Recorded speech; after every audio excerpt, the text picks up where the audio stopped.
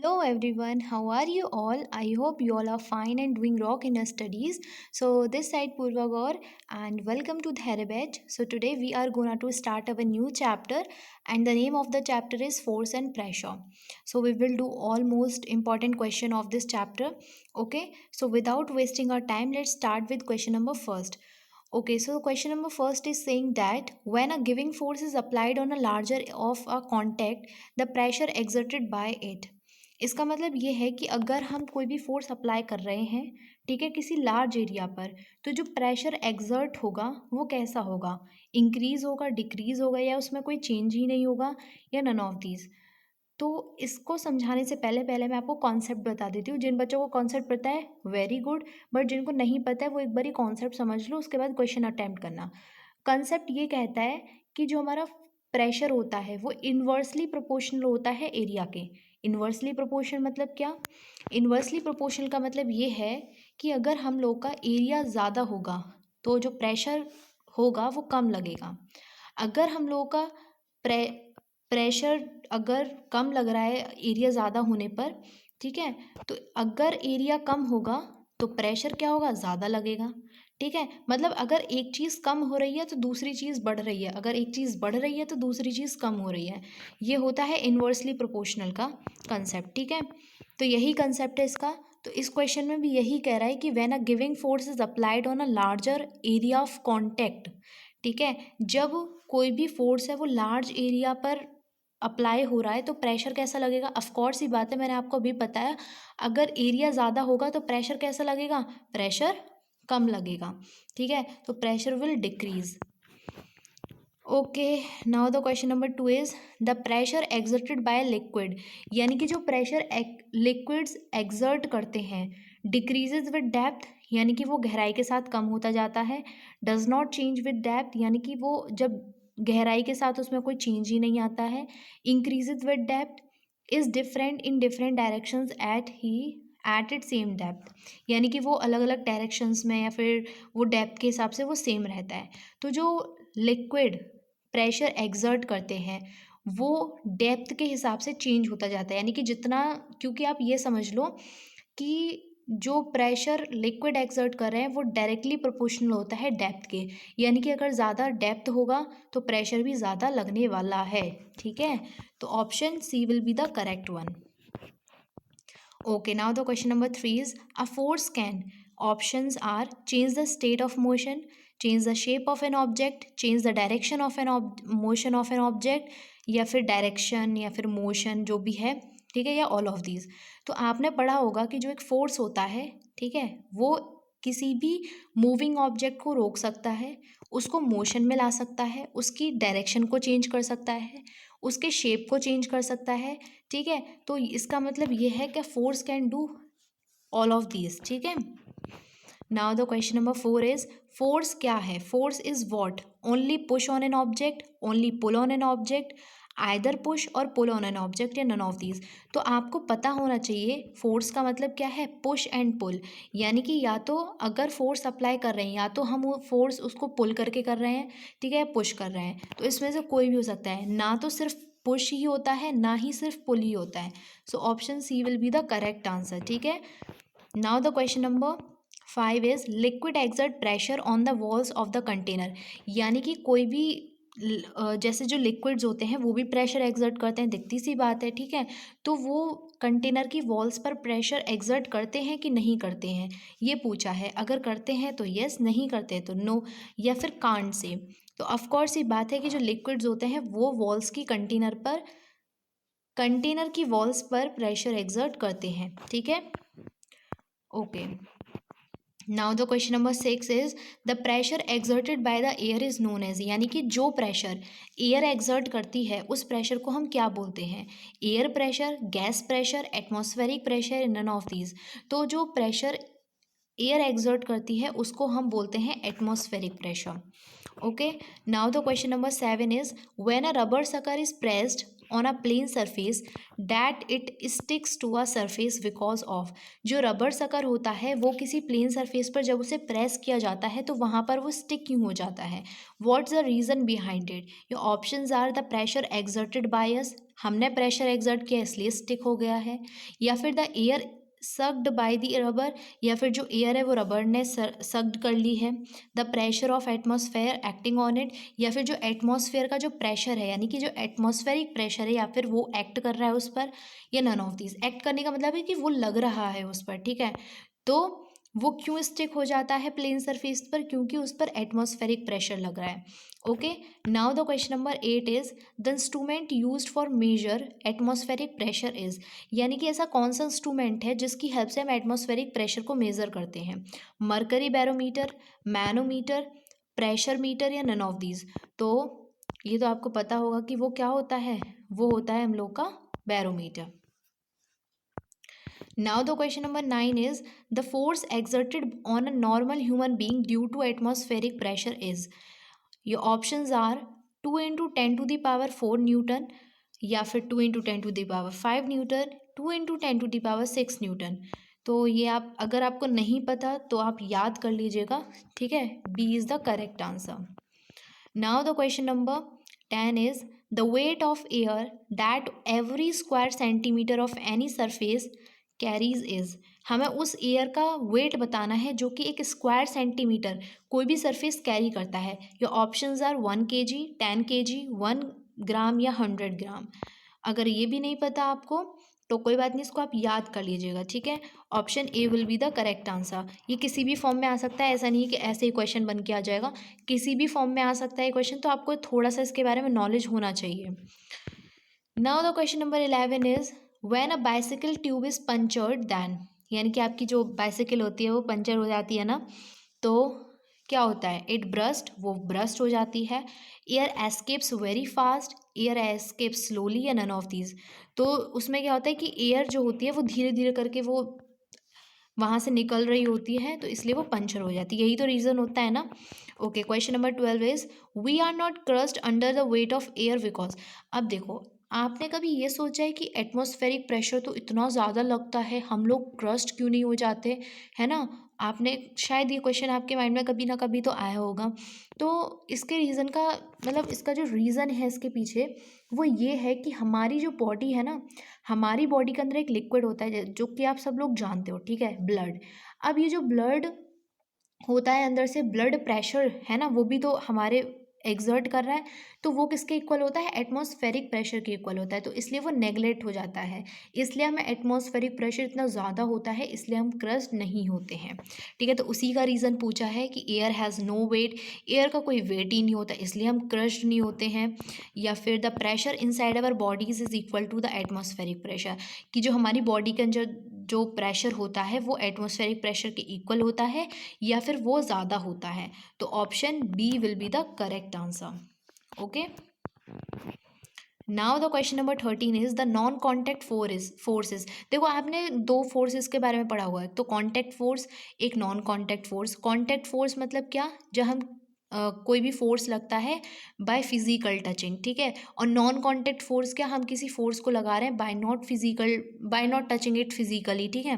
तो वही पूछा है कि इसमें नॉन कॉन्टैक्ट फोर्स कौन सा है? Magnetic force, electrostatic force, force of gravity, all of this. तो इसमें तो सारे ही नॉन कॉन्टैक्ट फोर्स हैं, ठीक है। Now the question number 14 is a boat comes to rest if we stop rowing it due to, यानी कि कोई भी बोट है अगर हम उसको रोइंग करना उसे बंद कर दें तो वो रुक क्यों जाती है? What's the reason behind it? कौन सा फोर्स लगता है उस पर, या फिर क्या रीज़न है? ये options are gravitational force, force of friction, muscular force, या नन ऑफ दीज। तो due to force of friction, ठीक है, when we stop it rowing तो वो क्या हो जाती है? रुक जाती है, वो रेस्ट पर आ जाती है। Okay, question number 15 is a football moves when we, एक फुटबॉल मूव होती है, बच्चों वाला क्वेश्चन है, ठीक है। फुटबॉल मूव करती है क्यों? When we push it, when we hit it, when we kick it, या all of these.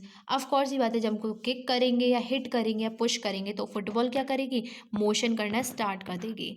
Now the question number 16 is which of the following is a contact force. मैंने आपको contact force के बारे में बताया, हिंदी वाले बच्चे अगर देख रहे हैं तो मैं आपको बता दूं, कांटेक्ट फोर्स को हम शायद हिंदी में संपर्क बल बोलते हैं, ठीक है। मतलब किसी भी वस्तु के अगर संपर्क में हम आ रहे हैं और जब फोर्स लग रहा है तो that is known as contact force, और in your language it's known as संपर्क बल, ठीक है। ये options are force of gravity, magnetic force, force of friction, electrostatic force. तो इसमें से जो हम लोग का कांटेक्ट फोर्स है वो कौन सा है? Force of friction. अब ये force of friction contact force इसलिए है when two bodies come in contact with each other, और we can say when the surface of any two bodies come in contact with each other, then this force come in act, ठीक है। Now the question number 17 is the non contact force is, इसमें से non contact force कौन सा है? Force of gravity, muscular force, force of friction and none of these. तो जो हमारी फोर्स ऑफ ग्रेविटी है वो है non contact force. Now the question number 18 is pressure क्या है? Pressure is equal to what? Force upon area, force into area, area upon force या none of these. तो प्रेशर क्या है? फोर्स अपॉन एरिया, ठीक है।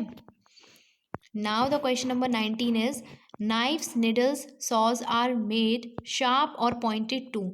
ये जितने भी हमारे नाइफ्स वगैरह, निडल्स वगैरह होती है, ये शार्प पॉइंटेड क्यों बनाई जाती हैं? टू डिक्रीज प्रेशर, या फिर हम इसके बारे में कुछ कह ही नहीं सकते हैं, टू इंक्रीज प्रेशर या नन ऑफ दीज। तो देखो ये शार्प पॉइंटेड क्यों बनाई जाती है, मैंने आपको पहले क्वेश्चन में रीज़न बताया था एक, वही कंसेप्ट यहाँ लग रहा है कि जो हमारा प्रेशर होता है, ठीक है, वो इन्वर्सली प्रोपोर्शनल होता है एरिया के। अगर एरिया कम होगा तो प्रेशर लगेगा ज़्यादा, अगर एरिया हम लोग का ज़्यादा होगा तो प्रेशर लगेगा कम। तो इसलिए जो निडल्स वगैरह होती हैं, जो हम लोग के नाइफ्स वगैरह होते हैं, उनका एरिया रखा जाता है कम, ताकि वो लगाएं, ताकि उन पर जो प्रेशर लगे वो ज़्यादा लगे, ठीक है। ताकि जैसे कि जो नाइफ्स वगैरह होता है वो बहुत ही ज़्यादा पॉइंटेड, बहुत ही ज़्यादा शार्प होते हैं, ठीक है, ताकि वो वेजिटेबल्स को, जो भी हम चीज़ कट कर रहे हैं, वो ईजिली कट हो जाए, है ना। ओके, सो आंसर बहुत इजी है, टू इंक्रीज प्रेशर, ताकि प्रेशर इंक्रीज हो जाए, हमारी मेहनत थोड़ी कम लगे। आपने देखा होगा कि जो शार्प नाइफ्स होते हैं वो कुछ दिनों के बाद या फिर कुछ महीनों के बाद ब्लंट हो जाते हैं, है ना, उनसे वेजिटेबल्स बहुत मुश्किल से कट पाती हैं।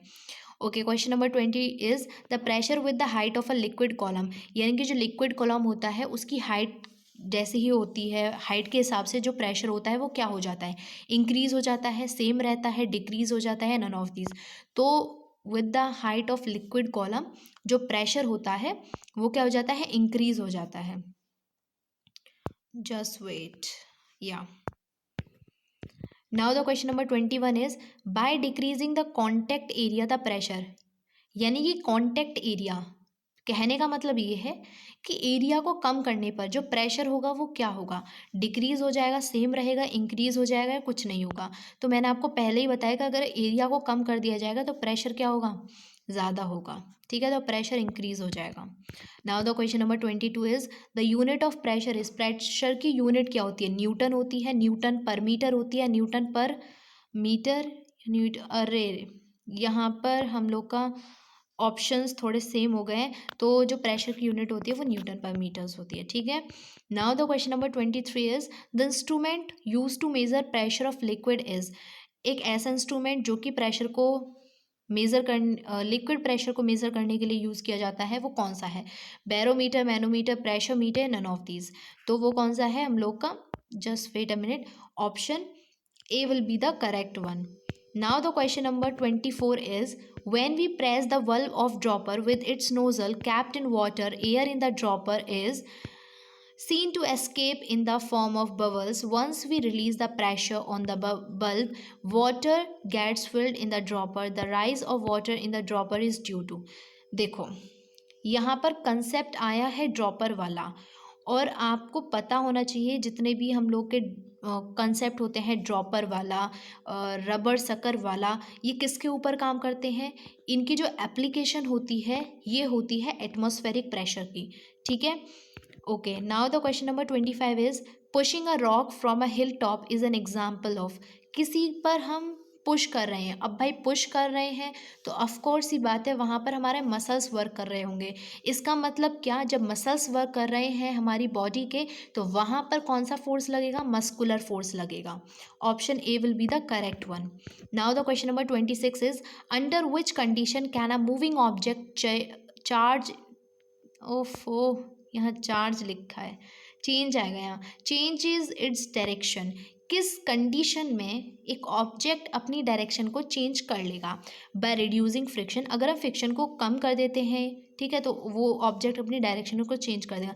बट यहाँ तो कोई सेंस नहीं बन रहा है कि अगर हम फ्रिक्शन कम कर देते हैं तो कोई भी ऑब्जेक्ट अपनी डायरेक्शन को चेंज कर लेगा। No. By increasing friction, no way. By applying force, by not applying force, अगर हम फोर्स अप्लाई करते हैं, ठीक है, तो एक जो ऑब्जेक्ट होगा वो अपनी डायरेक्शन चेंज कर लेगा, क्योंकि हमने पढ़ा है कि फोर्स क्या क्या कर सकता है, किसी भी मूविंग ऑब्जेक्ट को रोक सकता है, किसी भी जो ऑब्जेक्ट रेस्ट में है उसको मोशन में ला सकता है, उसकी डायरेक्शन चेंज कर सकता है, ठीक है, उसके शेप को चेंज कर सकता है। तो फोर्स ये सारी चीज़ें कर सकता है। तो डायरेक्शन चेंज करने के लिए बोला तो फोर्स अप्लाई कर दो, डायरेक्शन चेंज हो जाएगी। Now the question number 27 is, a stone thrown with a catapult gulal falls back on the ground because due to what? वो वापस से fall हो रहा है, किसकी वजह से? The muscles apply force, the stone applies force, the earth exert force, the catapult exert force। तो of course ये बात है, अर्थ का ग्रेविटेशनल फोर्स लग रहा है इसीलिए। Okay, now the question number 28 is the SI unit of forces. Force की एसआई यूनिट क्या है? किलोग्राम, ग्राम, न्यूटन या नन ऑफ दीज? तो फोर्स की एसआई यूनिट क्या है? Newton. Okay, 29, a man walking on the street slips on a banana skin because, skin नहीं होना चाहिए, ठीक है, ओके, इग्नोर इट। एक जो मैन होता है वो स्ट्रीट पर चल रहा होता है, बनाना का कोई पील आता है वहाँ, है ना, उसका छिलका आता है, बेसिकली ये समझो, वो उस पर उसका पैर जाता है, वो गिर जाता है। ये क्यों होता है? इट इज़ स्टिकी, वो स्टिकी होता है इसलिए गिर जाते हैं। His foot crushes it at the point there is very little friction. Of course ही बात है, अगर फ्रिक्शन कम होगा वहाँ पर, क्योंकि जो को बनाना पील जो होती है ना, यानी कि जो बनाना का छिलका होता है, वो उस पर फ्रिक्शन क्या होता है? कम होता है, ड्यू टू स्मूथ सरफेस। उसका सरफेस स्मूथ होगा तो फ्रिक्शन वहाँ कम होगा, ठीक है। तो option C will be the correct answer. Now the question number 30 is, I think it is the last question, या between his shoe and the ground in desert areas, a camel can walk very easily as compared to horse because it has। इसका कहने का मतलब देखो ये है, desert areas में जो हमारे कैमल्स होते हैं वो इजीली वॉक कर पाते हैं, लेकिन अगर वहीं हम किसी हॉर्स को भेज दें डेजर्ट में, क्या वो वॉक कर पाएगा? क्या वहाँ वो चल पाएगा? बिल्कुल नहीं चल पाएगा। क्यों नहीं चल पाएगा? क्योंकि देखो उनके पैरों में थोड़ी सी डिफरेंस होती है। अगर आप कैमल के पैर देखोगे तो उसको ब्रॉड होते हैं, अगर ब्रॉड होंगे यानी कि एरिया ज़्यादा होगा तो प्रेशर कम लगेगा, प्रेशर कम लगने की वजह से क्या होगा कि वो उसमें डेजर्ट में धंसेंगे नहीं, ठीक है। अगर वहीं हम हॉर्स के पैर देखें तो आपने देखे होगे ना, अगर एरिया कम होगा तो प्रेशर ज़्यादा लगेगा, प्रेशर ज़्यादा लगने की वजह से उसके पैर या तो I was saying that area, उसका जो हॉर्स का पैरों का जो एरिया होता है वो क्या होता है? वो होता है कम। अब एरिया कम होने की वजह से प्रेशर क्या होगा? प्रेशर लगेगा ज़्यादा, और ज़्यादा प्रेशर लगेगा तो उसके जो पैर होंगे वो वहाँ डेजर्ट में धंसेंगे, ठीक है, वो अच्छे से वॉक नहीं कर पाएगा। So that's the reason behind it. तो आंसर क्या होगा? Due to broader feet. तो option B will be the correct one. So that's all for today. Thank you so much. And these MCQ and true false are for you. So try it, है ना, आप इनको try करके देखना, और अगर कोई भी क्वेरी होती है तो वो आप कमेंट सेक्शन में बता सकते हो। We will try to answer your questions. So thank you, bye bye.